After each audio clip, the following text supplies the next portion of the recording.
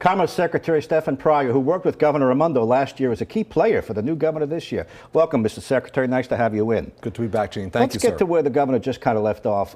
If a restaurant owner is going to really make a show, and I'm not going to pay attention, I'm going to do what I want to do, I'm not checking vax cards, you're going to go knock on his door, the governor said. Is that the right thing to do? It is. Let's start here, though, Gene. We think that most restaurants are going to cooperate. Okay. We've been in close touch with the Hospitality Association, with the Ocean State Coalition, with Dale Venturini and Rick Simone. They've been incredible partners. They're constructive critics, but they're incredible partners, and we've formed these policies with them informing it. We think most Rhode Islanders, most restaurateurs want to do the right thing. We're going to be out with inspectors and observers checking out how it's going. We think that the vast majority of places are going to comply. If there's someone who's flagrantly just not doing it, of course we're going to have to get involved. But what we hope is, and really what we expect is, in most cases, the restaurants, the businesses, and Rhode Islanders are going to be with this program. Well, I think you're right. They have no choice. You run the regulations. You also run the health department, so you can make their lives miserable if they're not going to do what you say, which right now is under 250. Show me a vaccination card. Great, you're vaxxed, go get seated. If you're not vaxxed, wear your mask. Now, on the radio this morning, I don't know if you heard it, there was a guy called Joe from Boston. It called about 8:40, and he's one, he's sounded tough. He said, I can't wait to go to the restaurants. I'm not going to show them my card, and I'm not going to wear a mask, and let them deal with me. You know that's going to happen at some point. Some of that is going to happen. It's inevitable. It's true across the country. I'll say this, Rhode Islanders, on the whole, have been very cooperative. Look, our vaccination rate, 97%, one shot for adults in Rhode Island, 97%. Most Rhode Islanders are participating in the recovery. Okay. Here's the message I'd like to send, Gene. The reason we're doing this, implementing masking and vaxxing, is to keep restaurants open, to keep small businesses open. We're the state in New England that's done one of the best through this whole pandemic. We're doing one of the best in terms of public health indicators like vaccinations. Right. And on the economy, we have one of the strongest recoveries, if not the strongest recovery in the region. Let's keep it that way by implementing these reasonable measures and keeping our businesses open for us all. By the way, they've been doing it in New York City for months. I've done it, I know how it works. Some of them asked to show the license so that I could see it's you and this is your vax card. Are we going to do that here, just on a footnote? We're going to offer several options on how to show proof of vaccination. You can have on your phone, you can have an image of your card. Just take a photo and save it in your wallet or save it in your photos. You can carry the card itself. We're going to have a new app pretty soon that makes it easy to do the same thing. There's lots of ways that you can pull up your record on the portal.ri.gov RIDO site, Rhode Island Department of Health site. Lots of ways you can show proof of vax.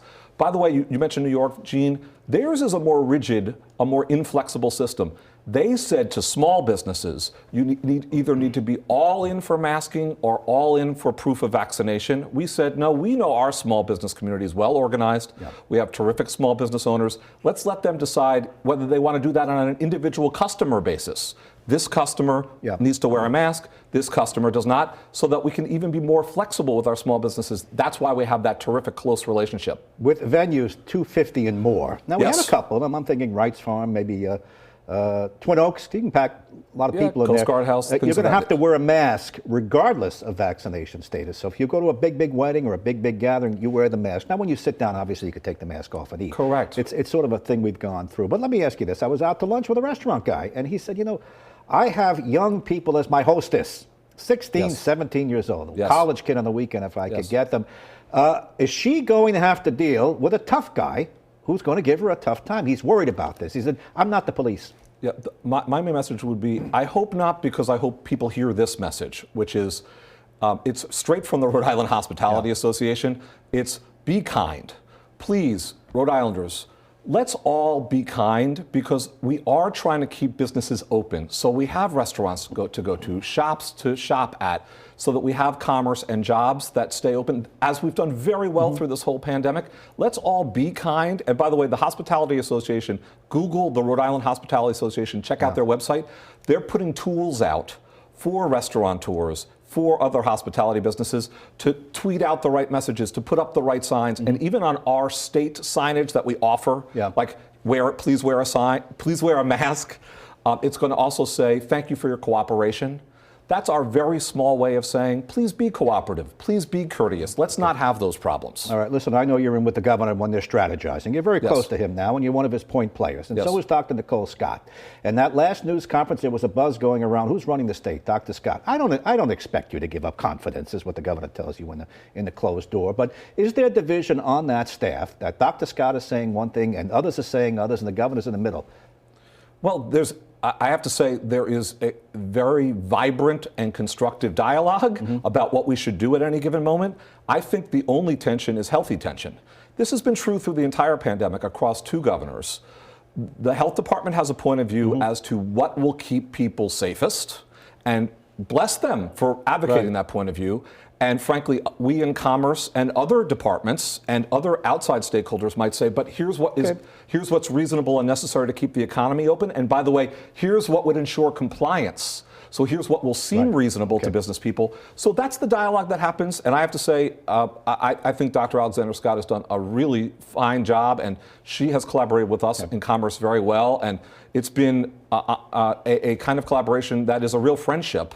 And I think it's working well. Okay, you outlined, look, these two tectonic plates have been clashing since the pandemic. Science, business, it's clashing. I only have 2 minutes. I've got a crowded show today, but you're an important part of it. You spoke about homelessness at the news conference. You've become a point person for that. The governor today suggested that anybody who wants a shelter bed has one now in Rhode Island with the addition of these 150 additional beds. Is this crisis over, in your view? Well, it's not over in the sense of immediate permanently emergency. solved. We can't say that we've permanently solved homelessness, and we should keep working at it. The long-term solution, Gene, is investment in more affordable housing so that people don't have to be on the street. So that's why we have the governor's down payment plan, and thanks to Speaker Shekarchi and Senate President Ruggiero for moving that along, which includes $29 million for new housing development in Rhode Island. We've already put very recently $31 million on the street for 27 projects to get going across our whole state. Having said that, what we have done is there's a process in Rhode Island where we measure how many homeless beds are anticipated based on a number of factors.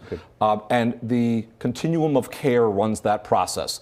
The continuum of care estimated we needed 150 additional beds on top of the hundreds we already have in service.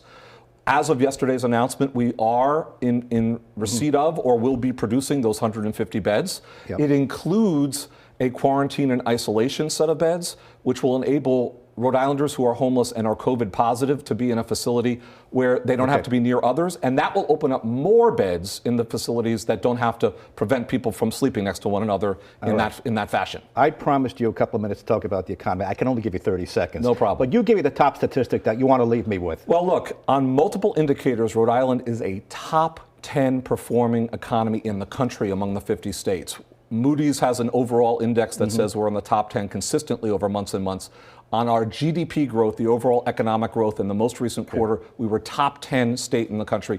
We're top 10 for unemployment drop during COVID. What I mean to say, and we're leading the region on the Moody's index. We're number one in the Northeast, and Massachusetts is down below. So what I want to say is these reasonable measures on public health will help us keep our economy open, keep us number one in the region for our economic recovery for once. All right. I wish I had more time. You'll come on the radio with me. We'll continue this. Thank you, Stefan Gene. Pryor, Commerce Secretary. Thanks for coming in now. Much appreciated, sir.